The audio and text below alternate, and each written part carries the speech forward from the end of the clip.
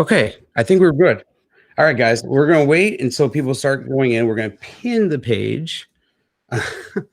We do apologize for any confusion or anything else. We don't know what happened once again. Everything was rolling without a pinch. Everything was beautiful until we clicked on her. I think you broke it. Me? I don't know what happened. I'm still looking for the feed that disappeared. All right. Well, we're just gonna wait till some people get back into the feed, and then we're gonna start the show again. Sorry, guys, we do apologize. There we are. All right, feed's up. If you guys can, if you don't mind, all the shares we had on the other feed are going to disappear now. So if you guys are watching the show, go ahead and share it for us if you can, so we can still go ahead and get everybody back into the feed. We do apologize. But I do think after this season, I'm going to find me a new third-party host, because every week it's a different story and different song and dance. I don't like it. So, guys, give us about 30 seconds to get things rolling again. All right, so this is the one that we need to delete. I think I did. Oh, did you do it? I think I deleted and pinned, so we're good. Okay. So, yeah, if everybody starts, hey, Jessica, all right, it's cool. So everybody can start sharing. We'll get some people in, and we're going to start the show up again. All right, hide your... All right, we got audio, we got the feed, we're back. Sound good? Yep. No echo, none of that good stuff? Yep, I got it in my right ear, and I got us in my left ear. All right, give me the guest intro music again, just so we have that fun stuff. All right. Wait. There we go. Did it? And it did it again. There we go. We're good. Thank God. How you doing? Do you hear us? All right. We are apologize for. Holy crap. We apologize for all the fun stuff. I have the worst luck. Oh, it's not you. It's definitely. Please don't. I promise. I have the worst luck with social media. No, it's our feed. Something's going on our end, so I don't know what happened. So we do apologize, and I'm going to work all these little kinks out. You know what we're going to do? I think within the next week or so, we're going to tear the whole thing apart, and we're going to build it all back together from scratch. Yep. So, Ashland, welcome to the show. I do apologize again, but welcome. I'm glad to have you. I've been actually excited to have you on and been looking forward to this night for a while. Like I mentioned earlier, I heard Trainwreck, and I knew it had to be something to do with Singleton. So I dug into it and saw, because I'm a huge fan of Singleton. I met him years ago, and everything I believe he touches turns to gold. So I just want to jump right into that before we kind of dig into your journey. But how did you meet Jonathan Singleton, and where did this relationship come with 50 Egg and Jonathan Singleton for you? Yeah, absolutely. Yeah. Singleton was actually introduced to me. Well, I guess I was introduced to him through a good friend in the music industry, Bradley Jordan. Bradley has been one of my advisors / mentors, so to speak, throughout this whole experience. And I met him when I was working back at Wendell's, and Wendell's Dip and Branch, that is, in Anderson, South Carolina. I act like everybody knows where it is, and I'm like, oh, but yeah. So, and then once I really started showing Bradley, like, you know, how much I wanted to be involved in the Nashville scene and how desperate I was to get involved, he was like, I know the perfect person that I think you would work very well with. And boy, if he wasn't 110% correct, because I moved to town, and fortunately, right off the bat, Jonathan and everybody at the 50 Egg crew, pretty much everybody that's involved with them, was more than willing to give me a chance and take a chance on me. And Jonathan, it's so insane to me, like, just working with him. I feel like I'm a crazy person when it comes to my music. I have all these, like, little things that I do it's just, everybody's got their own little niche. And when I met him, it was just kind of like, wow, I relate so much to this person. Mm-hmm. And as he started kind of writing and producing tracks with me and for me, it was just obvious. He took all the guesswork out of the music, like, and that's all you could ever ask for with somebody you work with, is for somebody to just get it, like, really understand what you're trying to do and absolutely nail it on the head. That was one thing I was worried about when I moved here, and Jonathan has just been the man with all the talents. Like, he knows how to do everything, and he's so in what he does. And I remember growing up on the radio, like, the songs that I loved back then that really spoke to me, come to find out all these years later when I moved to Nashville that he's one of the writers or producers on it. You know, it was just like a big full circle thing that I didn't even know was going to happen until it did. You know, it's one of those things. It's a God thing. I love to say it's a God thing for sure. That's how I felt about Trainwreck too. Is like when I heard it, I was just like, this has to be something has to be done with like, oh, I knew Trainwreck from Channing, and I heard that song when you did it. I was like, but I'm like, this has to be like a Singleton produced something, because you could just tell it when he has his hands in it. A lot of the songs that he's wrote from way back in day one, you could just tell, okay, that's definitely a Singleton song. Like Red Light, when you hear it, you're like, oh yeah. Absolutely.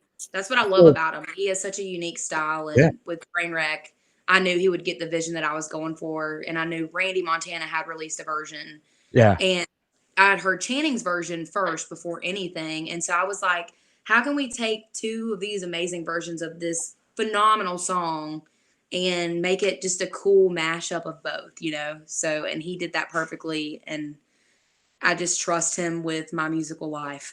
I gotta say, you did it justice, because just talking about Trainwreck now, the whole song, what you did with it was just phenomenal, because I love like Channing's version of it, because I was talking with Rob Wilford last week about like the songwriter. I mean, some of the songwriters were never the best singers in the world, but the way they deliver the song is always just phenomenal. So the way you took their style of it and the way they delivered it and made it your own, it was just, when I first heard it, I was like, damn, all right, this is the person that belonged. This is where the song belonged. Eventually. Thank you. That seriously, You're a fight for it too. So that was pretty cool that you kind of was persistent about it. that genuinely means a lot to me, because when I opened for Channing at Eddie's Attic way on back, and he played that song, and it was one of those songs that just stuck with me, and my jaw was on the floor the whole time. Literally, when I say my jaw was just wide open. He sang that song, and I'm like, holy crap, I want somehow to have this song, like in terms of just being able to listen to it. Like I just wanted something to do with it. And so I think I bugged him long enough to where he finally trusted me enough to let me do it. So both Channing and Randy, I was super honored for them to place this in my hands and Jonathan's hands, and know that we were gonna. It was cool. You brought Channing back up with the background vocals on it, so it just made it just so much full circle on that song. Exactly. I knew if we were gonna do it that I had to have him on the track, and so I was like, please do background vocals for me. And I love that he just did his own. He did the Channing thing. He did his own thing, and I don't think that song could have turned out any more perfect for me. Hell no. I mean, it was awesome. So I gotta ask you though, with Singleton, you were never real big on the songwriting when you first got to Nashville. You kind of was learning the process. So was Singleton was one of your first like real experiences you had with like the songwriting process? And if it was, what was your big takeaway with working with him? Kind of like from a songwriting standpoint, like what did he teach you? What was the best advice he gave you? Well, Singleton was definitely one of the top first people that I was blessed to be able to write with. And I thank God every day that, you know, Bradley gave that connection to me. But he's just been such an amazing teacher. And like you said, coming into it, I did not think I wanted to be a songwriter. I did not know anything about the songwriting, the depths of the songwriting process. I'd written songs here and there, but I knew in my heart, I was like, these are not, you know, up to standard of what country music is. And I know what I want to say. I just don't know how to get there. And so really being able to work with Jonathan right off the bat just taught me, say what you're going to say first of all. I mean, I feel like that's the biggest thing. Sometimes I feel like as songwriters, we try to beat around the bush too much and make it a little bit clever. But he's all about just saying it, but giving it a little bit of character too. And so that was what spoke a lot to me. I didn't want to write surface level. I don't know. I have a very hard time writing surface level stuff. So he was able to just show me the different layers of everything. And I think that's what means a lot to me. And I feel like it definitely rubbed off on me a lot as a songwriter. And I don't know, he's just always so patient and so willing to teach in the room. And I feel like that's far and few between these days, or few and far between, however you say it. But not a lot of people want to teach anymore. And I think part of his passion in music is teaching in a sense. And so I'm honored that I'm still a student of his, so to speak. Well, it's awesome because I mean you're part of 58 Music, the publishing company that he's part of, which is phenomenal that he started that and that you got part of that on there. But I remember the very first time I ever saw Jonathan Singleton, it was 2007. It was a little bar called Rick's Cafe in Starkville, Mississippi, and I had no clue who this guy was. He's sitting on a stool and it was opening up for Eric Church, which Eric had like 2 songs on the radio at the time. And I just been like, this guy's, I think it was before he even had any cuts. And I'm like, this guy's just phenomenal, what he was doing it. And the songs, I was just like, oh man, I can't wait to see where he goes. I think he had braces in and everything else. I was like, this guy's just crazy. And I don't even know how old he was, but I was like, that's why I first fell in love with Singleton and everything he's ever done from there on out. But going back to the day, back in the late 90s, in South Carolina, growing up, what were you? What were you listening to? What was your parents listening to? Like growing up, what kind of music was going around the household? Well, I know even to this day, my parents are still very big on like the 80s rock, Bon Jovi, Def Leppard, Motley Crue, all that stuff. So I definitely got a feel for like the heavy kick and the hard bass lines and the, you know, like the jam and stuff. But honestly, growing up as a preteen and as a young kid in general, and as a teenager, I think I just loved music so much. I had so many different influences. I obviously was rooted in country music, and that's my strongest influence. But I honestly love like Bonnie Raitt. I loved John Mayer, still do to this day. Like it's kind of a mixture of different things. The older John Mayer, the more folky type of stuff. And so I think that was a lot of where I got a lot of my influence from. And so between, you know, the country and the 80s rock and the little bit of sprinkle of outside influences, I kind of got a lot of stuff going on, but it's so hard to pinpoint one person because genuinely, I think I just love music so much. I listen to everything I get my hands on. It was funny. We were talking last week. I was talking about whatever the water in North Carolina is producing such amazing artists. It's trickled down to South Carolina. There's a few, and once again, our South Carolina artists, guys. I think of all the guests that I've had, if you look at all the artists, I think the Carolinas are dominating. Because last week we had Rob Williford on. He's a North Carolina guy, and the talent that's came out of that area has just been amazing. I think it's blowing the whole Muscle Shoals, Alabama area away. It's some music from the Carolinas. So, but right. Back when you started playing out there, I'm sorry, I totally lost where I was at for a second.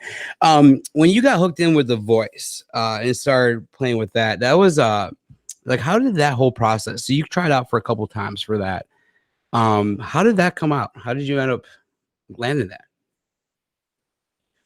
Well, so it's so funny. I obviously, like everybody else at the time, I got a chance to watch The Voice, and of course, being in small town Piedmont, South Carolina, where music was not a thing at all, was not as a means of income.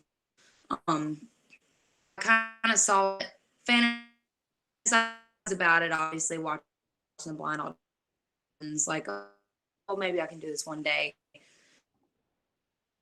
Old enough, I really wanted to take the opportunity if I could do it.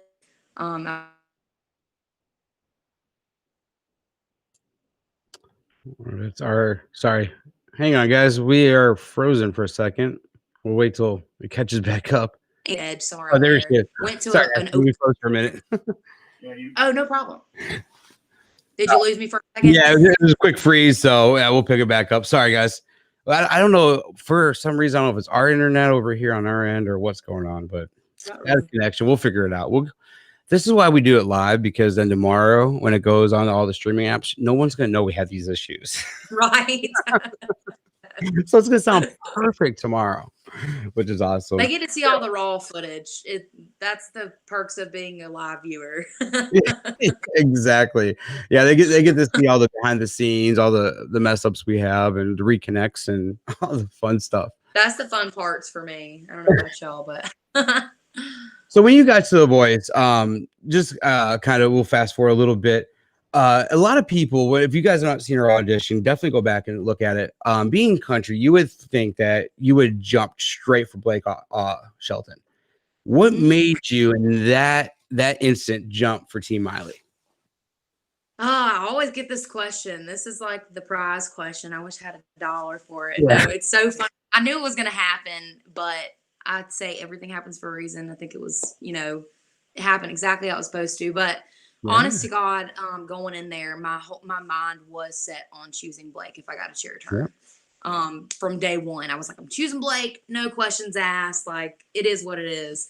But I will say, to preface this, I did grow up watching like Hannah Montana, all that fun stuff. So there was that little bit of aspect in there. But, I was gonna but for the most part, I don't know. It's like once I got the chair turns, Blake turned first. And I don't know if it's just the fact of Miley was closer to me in age, I really wanted to be remembered. I really wanted to make an impact, and I didn't want to just be remembered as the country girl on Blake Shelton's team, because I was like, I don't know if anybody's going to remember me that way. And so it was honestly just in a split second where after Miley kind of gave me her pitch, so to speak, on why she wanted to work with me, I think I just, for some reason, it just pulled to me, and I was like, you know what? I'm very much of a gut instinct person. So I just closed my eyes and I blurted out the name that came to me first. And it really happened just like that. I mean, even afterwards, I was like, did I just say that? Is that who I picked? But it was a fun journey. And honestly, she was very interactive with us during the whole process. And we would text back and forth with her, which was really cool. Awesome. But yeah, it was a whole cool experience all around. And she was a great mentor and teacher, and she really put a lot of things in perspective for me and helped me push myself a little bit further than I think I was allowing myself to. So did you get any advice from Billy Ray? I just got to ask that real quick. God, it's been so long ago. It's been since 2017. Honestly, I don't even if he did give me advice, I don't think I could remember to tell you, because I was awestruck the entire time. I'm like, this is not happening. That was well, I think probably around the time you were born was probably when Billy Ray first came out. My mom was obsessed, and we went all over to see Billy Ray. And I probably ended up seeing 100 Billy Ray shows and just watching this guy just take off. And I think he's probably one of the most underrated and most overrated at the same time, because a lot of people just know him for now 2 songs. And I always tell people that his best stuff ever is after Achy Breaky and before Hannah Montana. And if you dig into that whole part of Billy Ray, you're going to hear some really good music. But I know he is very down to earth, and when he delivers stuff, I know it's pretty good. When he talks, that whole family is just doing amazing things. So absolutely. I think it was definitely, he talked to us in a very like fatherly advice way. He gave very fatherly advice, and it's funny because I like to tell this too. I think it was kind of also meant to be because Miley's brother has literally on this tattooed on the side of his face, it says Ashland, which I think is where their mom grew up or something. Yeah, Ashland, Kentucky. Like, this is weird. This is meant to be. That's awesome that you look for little signs like that. That's the same thing. I'm like, all right, yep, meant to be for sure. Right. So what with the whole voice thing, when it was all said and done, what were your biggest challenge you had with the whole show, the whole process of it, and what was your one takeaway you had from that show and being on it, and what did you learn? Well, I think the biggest, there was a couple of different things, I think, but the hardest part for me about the process was putting myself out there, literally, just as simple as that. I'm not one that loves being in front of the camera. Still to this day, I'm still like trying to push through with that struggle of mine, but I don't like, being on film or on camera. I'm always like, oh, if I mess up, it's going to be there. But I think that was kind of the push that I needed to really take the next step in wanting to be a country music singer. So really just like allowing myself to be who I am on stage and putting my whole stuff out there and being vulnerable with however many millions of people that are watching is definitely a game changer when you're going from playing in a small bar to Yeah. national television. So that was probably one of the biggest hurdles for me. And I think the second one, which honestly, I don't know if this is more of a hurdle or just more of a challenge in a good way, but they kind of mostly chose the songs for you. You kind of got to say so, but for the most part, they kind of steered that bus. And it was just a struggle of taking those songs for what they are and making them into like my own version and making them different and unique to me. How can I take Chicken Fried, a song that everybody knows and loves, and make it my own, you know? Exactly. I had a buddy, he made it all the way. I forgot what team he was on. I think he was on Team Blake actually for a little bit. I don't forget what season it was, but he made it to knockout rounds. But he said the same thing, that his biggest challenge was, I forgot the song he did was Sweet Pea. I forgot who sang it, but he did it really well and made it his own. But he was almost forced to take that song, or he had not forced, but he had very slim pickings, he said. And he's like, that was my biggest challenge. I went in with my powerhouse, my 3-4 songs that were hey, they would have got me pretty far, but I wasn't able to use them much after the first round or after the first audition. So he was just like, it was kind of thrown out the window. But it was cool to see the whole process he had to go through and everything else, because they came to our work and filmed and all that fun stuff. So it was kind of interesting with all that. But the whole world, I'll say that much. It is crazy time. So we did have a question real quick from the chat. Let me go ahead and get that up. Yeah. Mike Strawberry is asking, wants to know about the rain at Rome River Jam. Oh, that was fun. Well, this past, I want to say, was it, I'm trying to think of what month. This last year just literally has flown by and gotten away from me, but we played Rome River Jam last year in 2020. It's hard to believe it's 2021 already, but it was a literal downpour. We played the first night and we were the first of 4, I want to say. It was me, Travis Sinning, Hardy, and then Lee Bryce. Right. And it literally, I think it was about I think it rained for most of the day and we knew it was going to come, but we were just praying it didn't get canceled because everybody's already social distance and we're just there ready to have a live show. And it literally just came a torrential downpour. But the thing that gave me the most excitement and the most joy in the world was to see these people that had paid for tickets to want to be there. And they were literally putting on trash bags. They were not leaving if they didn't have to. They're ready. And I was like, y'all are people. These are the people that I love. This is why I love country music. It was just so cool to see everybody stick it out, because I know for us, it's such a bummer. When we see rain, we're automatically like, crap, people are going to leave. You know, it's going to end up, we're not going to play for anybody, or people are going to leave and then come in. But just to have people to stay and surround and breathe the rain, I'm like, it's not going to bother you too much. So it was a good night. It was so much fun. And that's some of the best times when you have a story like that. I mean, for artists and fans, I've been a fan since I can remember about shows. And some of the most memorable shows I have was Keith Urban, Country Thunder, Twin Lakes, Wisconsin. I forgot what year. He's just playing a song. I forgot, it was one of his songs, and it starts downpouring. He goes to the end of the ramp, guitar and all, and he starts playing CCR. Have you ever seen The Rain? And the crowd just takes over and starts singing with him, and he just lets the crowd go. And he's dripping wet, so the women are going crazy. And it's probably one of the funnest or the coolest moments I have, like, from a concert is something like that, because it was like what he did at that moment to take it and roll with it and made it, because hell, if they're getting wet, I'm gonna go out there this catwalk, I'm gonna get my ass wet too and have fun. So it's kind of like what you were saying about it. So I love that. Exactly.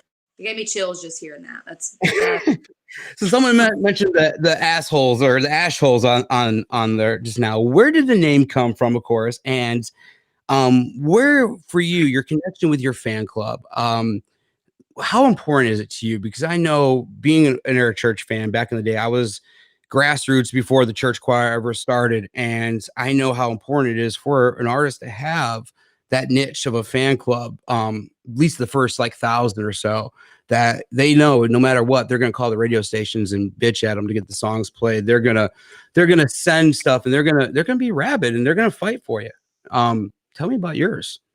Yeah, so the ash holes, as we like to call it, Was a name that I think it just kind of came out of a joke one night, and we just kind of ran with it as a band for a while, like not anything official, but we just kind of joked around, called ourselves the Ashholes. And so when it came time to choosing, fan base or fan club name, I wanted it to feel like a place where anybody could join. I didn't want it to be exclusive, so to speak, even though it was a fan club, like I wanted it to seem like it was very inclusive no matter who you were. And with the Ashholes, right off the bat, I feel like it comes off as like a negative term, but I think it's quite the opposite.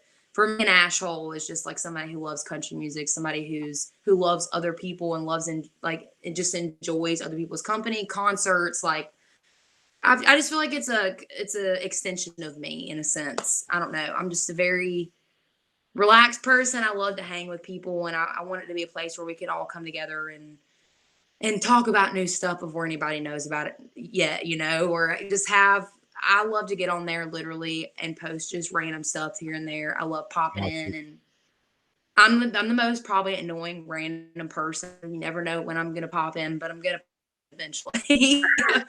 And I don't know. It's enjoyable for me to go on there and see people actually interacting with each other outside of me and still being so passionate about the music. Because to me, my number one thing from day one has been about the fans. Like I started out posting YouTube videos, I think when I was in like 16, 17, and I gained a pretty solid fan base just by doing that, posting covers on YouTube.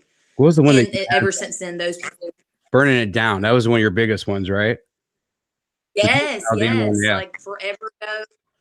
That was probably the biggest thing that had happened to me at the time being. And so to have all these new people at such a young age be so interested in what I'm doing already, and to see them kind of follow me here now, it freaking just means everything to me. Like for me, I want to know what the fans are loving before anybody else, because at the end of the day, they are the consumers. They are the ones that you're trying to connect with. I want my music to speak for somebody that doesn't necessarily know how to say, stuff sometimes, because I wanted that when I was younger and as a listener. And I don't know, I really want to connect with my fans on a whole nother level than just fans. I look at it as friends and family and people that really genuinely care about what I'm doing. And I feel like I'm just the same with them. I want to know what they're doing. I don't care what it is. I want to know everything. It's just, it's a good connecting point for me. And I'm sure, down the road, just from being an Eric Church fan and seeing where his songwriting's gone over the years, I'm sure that's going to help you down the road with your songwriting in a way, because you're going to know kind of what your fans' lives are like outside of the music world. I know one of the biggest things during his Double Down tour a couple years ago was there's more than just music, and which it is. And for artists to see that, and see that we have reunions and all this other stuff outside of a concert or word the music, I think that right there is kind of help almost build your songwriting, because I haven't heard it yet, but I've seen some lyrics through my Ray-Bans. I hear is more of a fan song, and I feel like it was designed from him just looking out into the crowd and seeing his people, his fan club out every night. So it's really cool that artists that interact with their fans, and that's why I really wanted to bring that up and talk about that a little bit, because I think you're awesome with the way you do it. I would love for everybody to join, by the way. It's like I said, we share stuff before anybody else gets to see it, and I'm just kind of random and silly on there, and I would love to get to know everybody better and just shoot the shit, so to speak. So feel free to join Assholes, and I'll be there. So you got a few tattoos. I want to ask you about your very first tattoo you got and your most meaningful tattoo that you have. Yeah, so I can actually show you my first one. I have my little sunflower over here. My parents were not tattoo people. They were not a fan when I did this. But I think being a creative person, I kind of was always obsessed with the tattoos. Like I would always draw on myself in class, and I don't know. It kind of felt like again another extension of me. And so my sunflower here was my first one, and I got it for my cousin. He was my oldest. He's kind of the oldest cousin in the family, and he passed away a while back when I was younger, and I'm the only girl. I have all guy cousins, And so our bond was more all like brother, sister. And so we were all pretty tight knit. And so when he passed away, I got that sunflower for him just kind of as a reminder of his like personality. He was a very outgoing, bubbly person, always could make anybody smile. And he was my number one supporter when it came to music. And so that's just something I felt like I had to give a tribute to. That is so cool, man. And then that is awesome. Man, I have so many. See, all of my tattoos are meaningful to me. I'm starting to get covered on my arms now, but man, they're all. I get them, and I've gotten them all for specific reasons. But oh man, I have fearfully and wonderfully made here on my arm, and it's from a Bible verse. And I got that on me just because I felt like it was a good reminder. I grew up in church, and I knew going through adulthood and all that stuff, we were always going to have the devil of comparison, like it's always going to be hard, especially in this industry, but to know that I was made for a specific purpose and to feel that 100% in my bones. I think that's one of my top, most important ones and most meaningful. But I'd say my Dolly girl here, my dog tattooed on my wrist, is probably my second one because she's literally my best friend. You gotta have a best friend always. Always gotta be a dog because a dog's most loyal. So before she's smarter than I like to admit. We're running a few minutes behind schedule with everything, but before we wrap up and we move on to the next segment, I just got a couple of other questions I wanted to ask real quick. You were out on tour last year with Morgan Wallen and got cut short. It was your first major tour. For you, the shows you got to do, how different was it to actually be on a major tour, and how many did you get to do before it got cut short? Well, I want to say we're about literally halfway through the tour, and then it got cut short. I want to say we did, I feel like I'm about to throw out a number and it's going to be completely off, but again, it's just been that long. It feels like January, February, March. We only did like 10, I think 10 or 15, if that many. Don't quote me on that, but it was completely opposite than anything I can honestly say I've ever experienced, which I can say I was slightly prepared for because I knew it was tour and it was this whole other entity, but I did not realize how much crazier it was going to be until getting out there and actually doing it because, obviously we're still kind of starting out. We're still in a van and a trailer and we have to drive ourselves everywhere. We don't have bus drivers or anything like that yet. I think that's the common misconception of when you move to Nashville is like, she's made it. And I'm like, nah, we're still eating at gas stations and driving a van and trailer. But that is literally where you make your most memories. And that's probably one of my favorite parts, even though we're all dog tired and pissed off at each other between show and the ride to the shows. But, oh, man, it was just exhausting but exhilarating at the same time is the best way I can put it. As a musician, you live to ride on that high of just being on stage and seeing people face to face and seeing your fans and the people that have, and maybe the new fans that you haven't connected with yet, but are connecting with that night. It's all just a whole experience in itself. And it's so depressing to think about right now. I'm like, I need it in my life, but oh man, from a fan perspective, we need it too more than anything. Oh my God.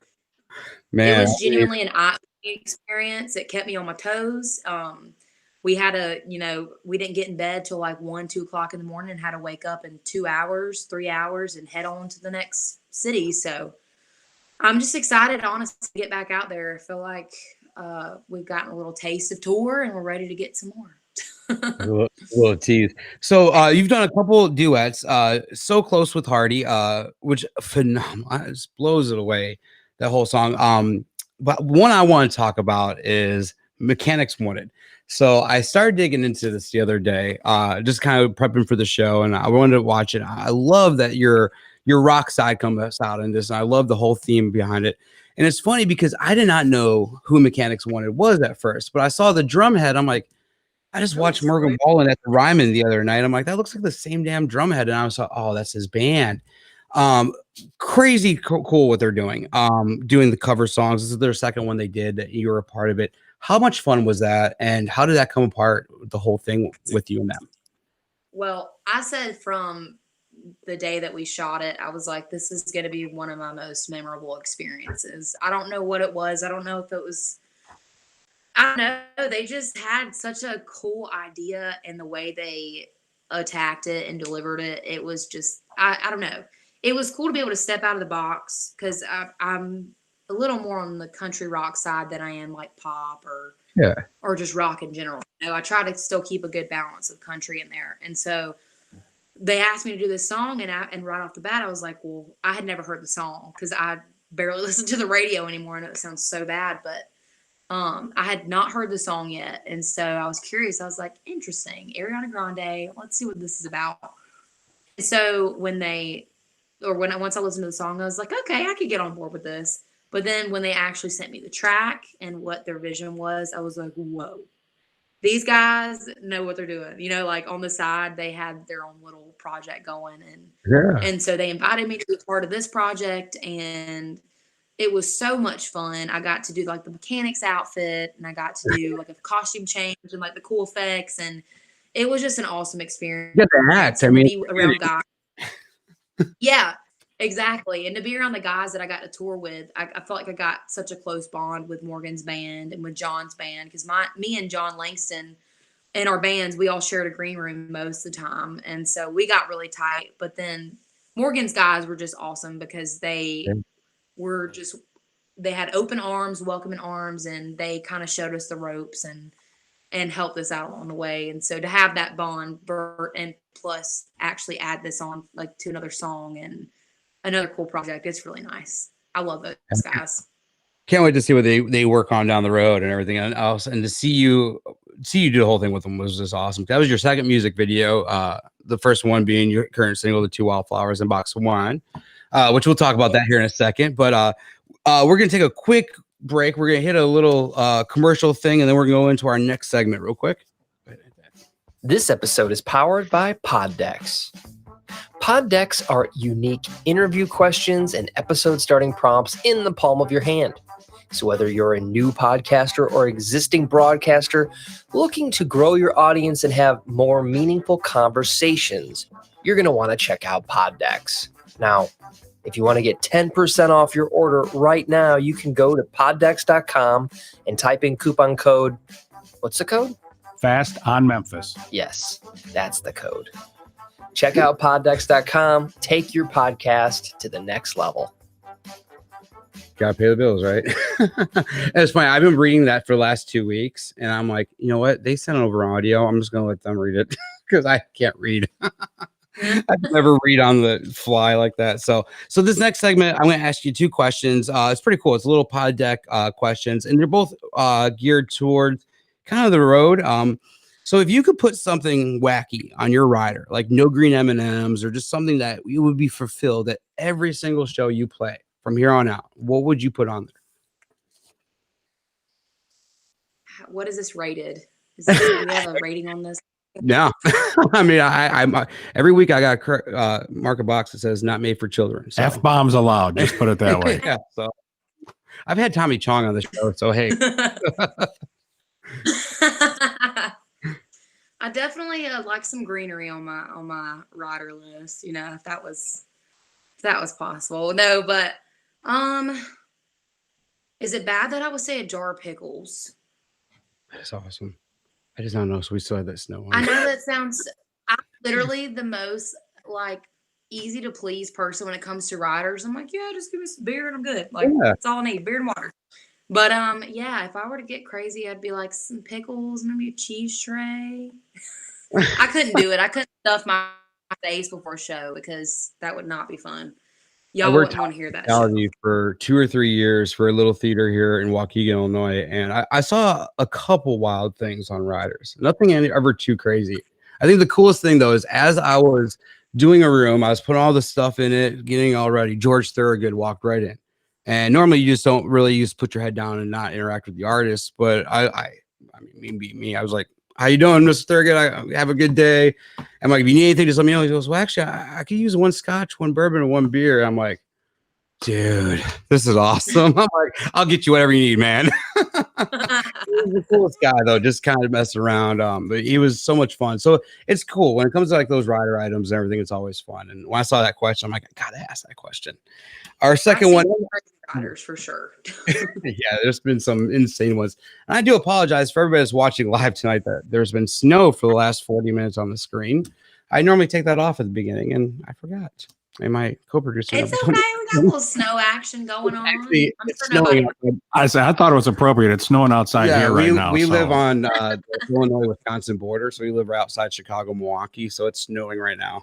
We're getting some snow then. We're just trying to make everybody feel how you're feeling right now. Exactly. And I like how you throw me under the bus on that. Yeah. All right. Our second question. If you're on an 8-hour drive between shows and you stop at a gas station for snacks, what's your 3 items that you're going to purchase? I know we kind of were talking about long road trips earlier, but where are you buying? What's your 3 items? I always have to get the bold Chex Mix, like the savory ones. That's a must-have. Bold Chex Mix. Oh, yeah. I don't get any energy drinks because I sleep most of the way. So I try to get like a couple of Gatorades or water. And then probably a pack of gum. I always got to have gum. Even on stage, like even during singing, I'll have some gum. I'll have gum in sometimes. It's real weird. Everybody's like, how do you not choke on that? Have you ever just actually spit it out in the crowd? Thank God, knock on wood, wherever it is, I've never spit it on anybody because I usually like keep it tucked back here. Yeah. It's a weird habit. But yeah, I think gum is definitely on the top of the list. All right. So the next segment we're going to do, it's going to be 10 quick questions. We're going to play a little sound bed behind it. They're going to be rapid fire. So the first thing that comes to your mind, the first CD you ever owned. Kenny Chesney, Greatest Hits. What's your hometown famous for? Not much. High school football. What's one song you wish you wrote? Man, The Good Stuff, Kenny Chesney. Hell yeah. I love that one. What's the strangest thing you've ever seen in the middle of the road? Did it one more time? Sorry. What's the strangest thing you've ever seen in the middle of the road? Strangest thing I've ever seen in the middle of the road. I don't know that I've ever encountered anything strange. Probably just I saw the other night we were coming home. I saw a group of deer, and then a couple seconds later, I saw a possum run across the road. I was like, "Animals are out tonight. Critters are out. Nothing crazy though yet."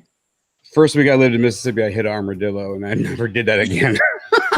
All right, what are you superstitious about?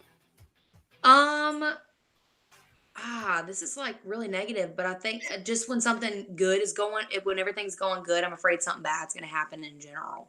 Yeah. So there's not one suspicion really. It's just like overall superstition. Yeah. Okay.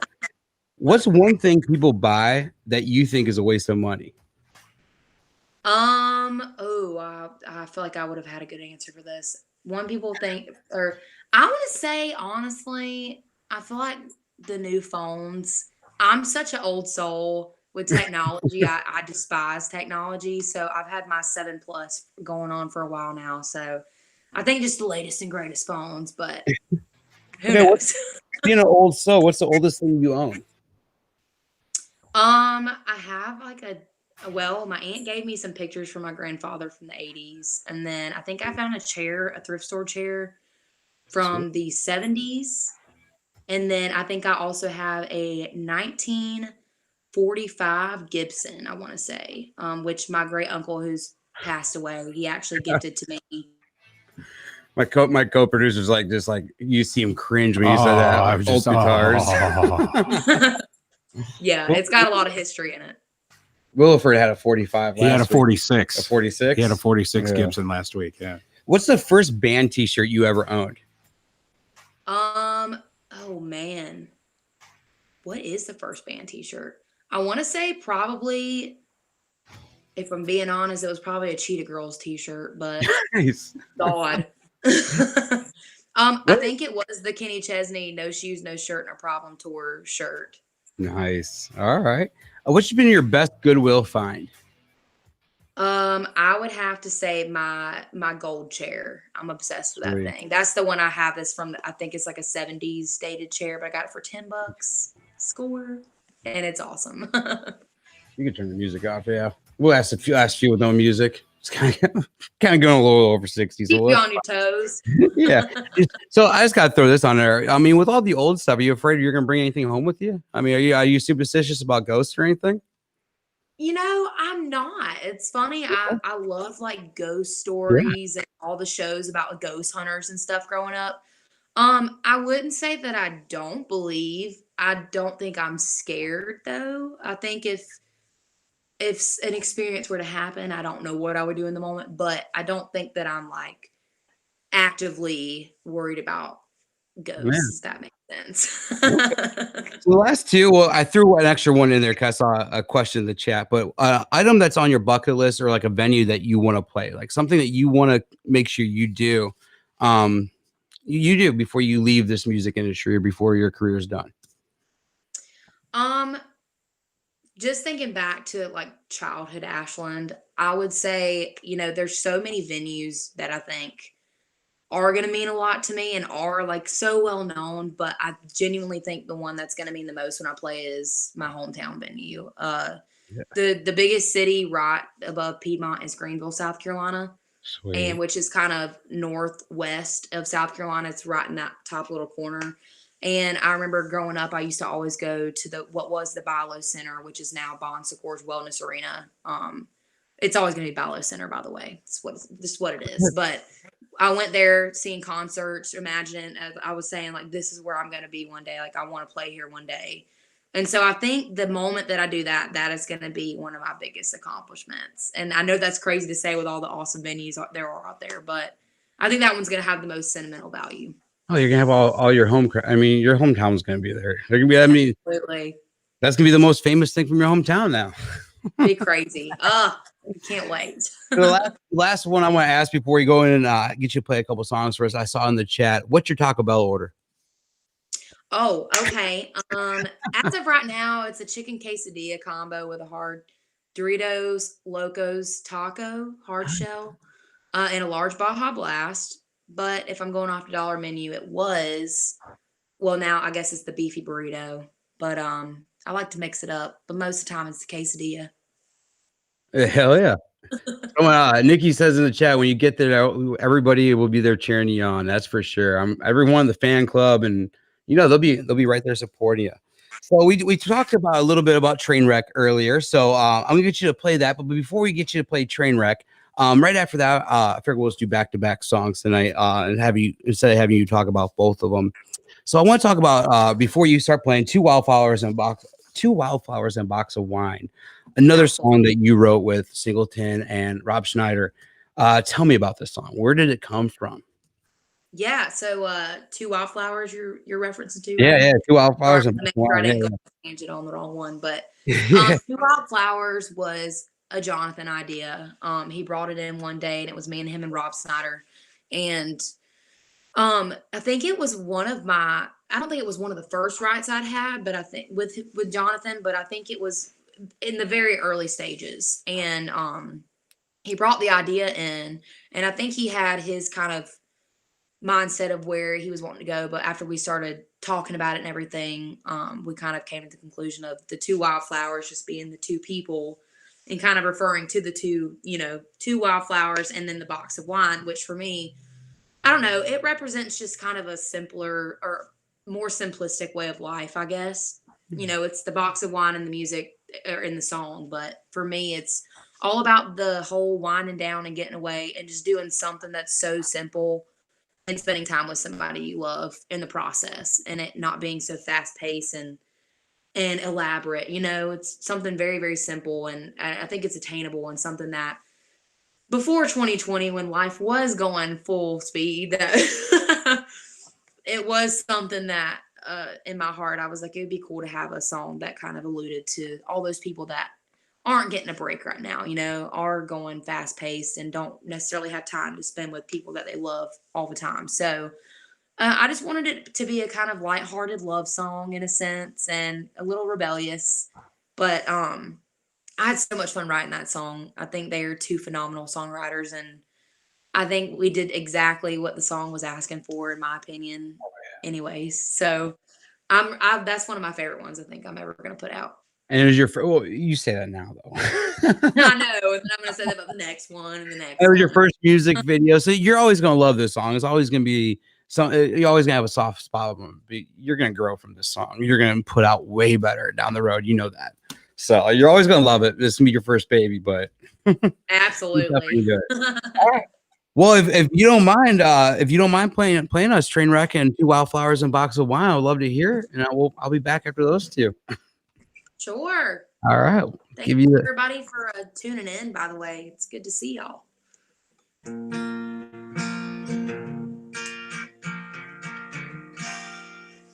right, I'm gonna kick us off with a Trainwreck, and then I'll hit us with some 2 Wildflowers. If that's good with y'all.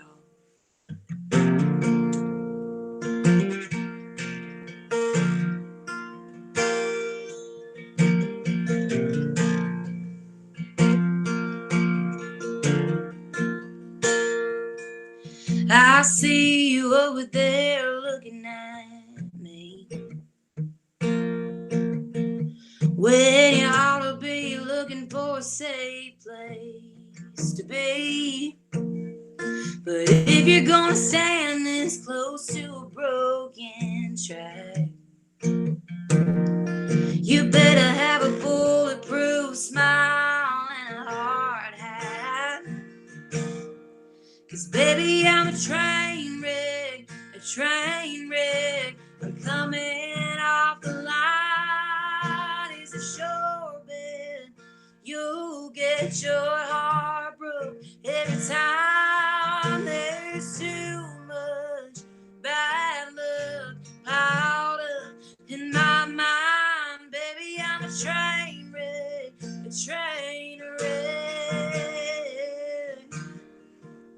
Oh, don't even bother walking this way. Asking for a light, telling me your name before you take off on some barstool parade.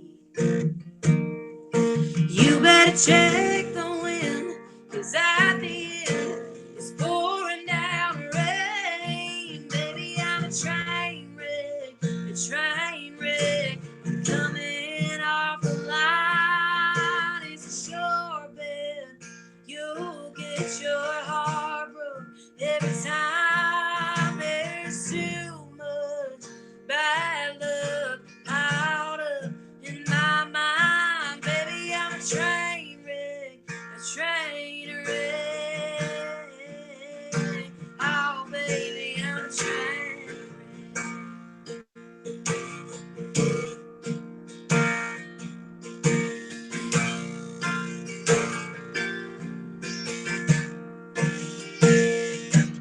Well, all's failed, derailed. I'm an old 97 headed straight for hell. Too much speed, I'm a heavy load. I'm twisted steel, I'm a cloud of smoke. I'm a train wreck.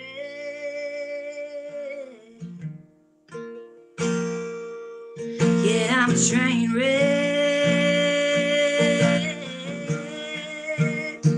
Oh, baby, I'm a train wreck, I'm coming off the line. It's a show that you'll get your heart broke every time. There's too much bad luck just piled up in my mind. Baby, I'm a train wreck, I'm a train wreck.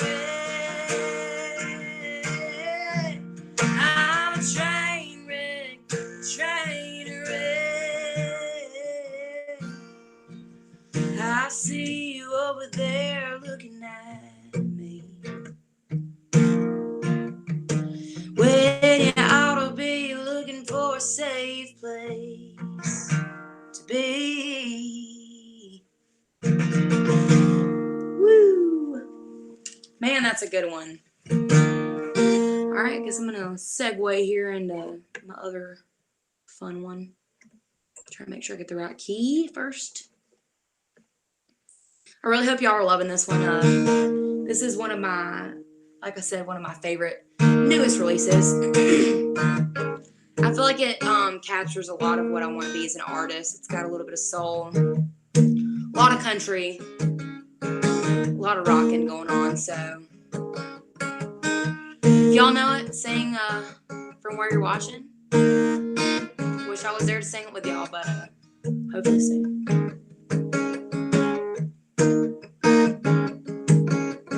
Baby, we've been running this rat race, coming in last place way too long. Singing that hurry up ain't enough for a drawn paycheck, same old song.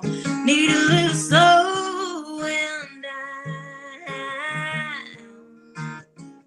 to get this up tight and wound. Oh, you bring the blanket in the Dixie, 'cause I'll be waiting outside. You drive and I'll draw hearts on the way to wait fine when money came by. And I'll be all yours and you can be all mine. Just 2 wildflowers in a box of wine.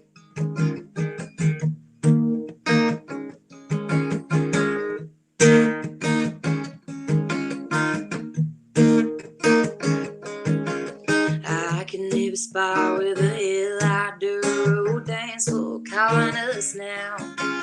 We can count stars, slipping in the dark till the sun comes back around. Oh, you bring the blanket in the Dixie, 'cause I'll be waiting outside. You drive it, I'll draw hearts on the winter till we find when money came by. And I'll be all yours, you can be all mine. Just 2 wildflowers and a box of wine. Yeah.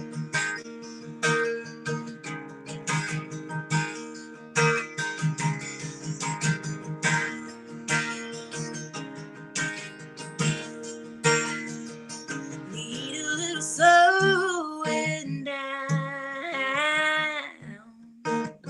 to get this up tight and wound. Oh, you bring the blanket in the Dixie, 'cause I'll be waiting outside. You drive and I'll draw hearts on the winter till we find when money came by. And I'll be all yours and you can be all mine. Just 2 wildflowers and a box of wine. Just 2 wildflowers and a box of wine.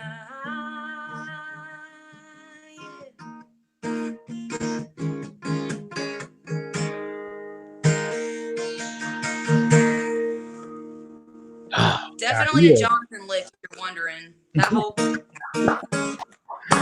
Badass, man. That all was Jonathan. awesome. If you You couldn't get can tell Jonathan too. You can tell that. I mean, I love it because like anything he touches, you can just tell that was part of him. And the He's got guitar. his own little magic fairy dust that he sprinkles on everything, and it just makes it ridiculous. And you and That's him, why I'm obsessed with him. Literally, Yeah, I you all look- admire him so much. you guys together are amazing. All right, Ashland. Well, thank you so much for joining us tonight.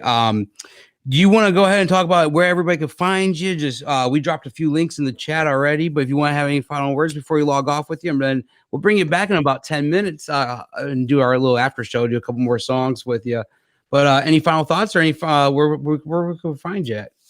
Yeah, well, first off, thank y'all so much for having me on the show, and thank you to everybody for tuning in and listening. I really can't tell y'all how much I appreciate y'all and support and being supporters of what we do and what we're trying to do. So thank you, first of all. But yeah, so if you want to find me anywhere on social media, it's like this little logo says kind of below me. I think it is on the screen here, but it's under Ashland Craft, ASHLAND Craft. And then if you want to be part of the exclusive the unofficial, exclusive, inexclusive fan club that we have called the Ashholes, you can find us on Facebook. It's a Facebook group. It's private, and it's ASHHOLES. And we have a lot of fun stuff going on there. And really just anywhere on social media. Like I said, I'm a random bird. I like to pop up and just post random stuff. So I would love to keep in touch with everybody and love to know what y'all were doing as well. So if you guys are hit me listening, up if you guys are listening on a streaming site, all those links are in the show notes, and the link to the Facebook group is in there too. So just click that, head right over there, and yeah, join her. It's gonna be awesome. I think she froze again. Did she freeze? Oh no, you're back. All right. All right. Well, go ahead and take 10 minutes and just click that link again. I'll get everything set up, and we'll get you back in about 10 minutes. Sweet. Thank you so much. All right. Thank you so much. Talk soon. Talk soon. All right, guys. Thank you, guys. That was awesome. Bring Jason on there. Hey, there we go. Hey. What's up, man? What's going on? I want to be an asshole. You already are. No, that's with the 2 S's, not the ash. So 2 things I wrote down that you gotta help me remember for a future show. Actually, 3 things. Well, I don't know. All right. Photos and snow. Photos and snow. All right. I left that I'll write that down. logo up too long, and I gotta get some clips and start bringing these shirts down because they're like sinking down on me. I'm like pulling my shirt down left and right. I'm getting Don't get diva on me now. I know. Oh, I hope you guys enjoyed this show. I mean, I had fun. This was fun. Oh, absolutely. Sorry we tried rushing up there at the end, but we're going to take a quick break and bring her back onto the Patreon after show. Yep. If you guys are not on our Patreon, make sure you guys get on it. We'll try to add as we go tonight. I'm going to try to bring up the website and see if anybody joins it. And I'll try to add you guys before we go live in 9 minutes. If I don't get to you, I do apologize. I'll get to you the minute we're done with the live, and you can catch up with it tonight. So if you guys do want to join the Patreon, like I said, I'll try to get you in on the live in about 8 minutes now. If I don't get you in on the live, I will make sure I add you right. I want to try to get her to play that 45 Gibson. That's what I want to do. Yeah, right. I mean, maybe I'll ask and see what she says. So, yeah, all right. But if you guys, thank you guys so much for joining us tonight. Next week we're gonna have a fun one. So, actually, before I get into next week, thank you guys for joining us on episode 68 with the amazing and talented Ashland Craft. I'm telling you, become an Ashhold today. She's a name you will be hearing a lot in 2021. Also, Ashland will be coming back, like I said, in 7 minutes or so on our Patreon after show. So do not forget or do not miss that. We'll get you added in. Get on Patreon. Yeah, it's gonna be fun. And next week we're gonna have another good show. So The Gainin Fast on Memphis podcast with Aaron Shriver is brought to you by Arlo Revolution. As we close the book on another chapter, remember, music gives a soul to the universe, wings to the mind, flight to the imagination, and life to everything. Next week, Aaron connects more melodies and memories with other fans and the artists they love. Thanks for being a part of this musical journey, and we'll see you next time on the Gainin Fast on Memphis podcast with Aaron Shriver.